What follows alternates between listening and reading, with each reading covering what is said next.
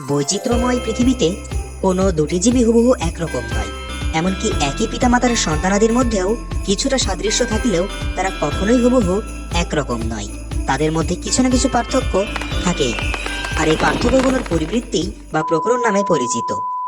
Darwin মনে করতেন যে জীবন সংগ্রামের ফলে জীবদেহে যে পরিবৃত্তি ঘটে তা বংশগতির মাধ্যমেই স্থানান্তরিত হয়। পরিবৃত্তি দু ধরনের, যথা ধারাবাহিক পরিবৃত্তি এবং আধারাবাহিক পরিবৃত্তি। ধারাবাহিক পরিবৃত্তিতে জীবের এক বা একাধিক বৈশিষ্ট্যের পরিবর্তন ঘটে।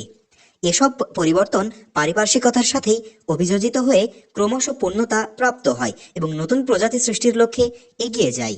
ডারউইন তাই পরিবৃত্তিকে বিবর্তনের ক্ষেত্রে প্রয়োজনীয় কাঁচামাল হিসেবেই বিবেচনা করতেন। অধারাবাহিক পরিবৃত্তি আকস্মিক, অনিয়মিত এবং অধিকাংশ ক্ষেত্রেই ক্ষতিকর। কাজেই প্রজাতি সৃষ্টির ব্যাপারে এ ধরনের পরিবৃত্তির তেমন উল্লেখযোগ্য ভূমিকা নেই।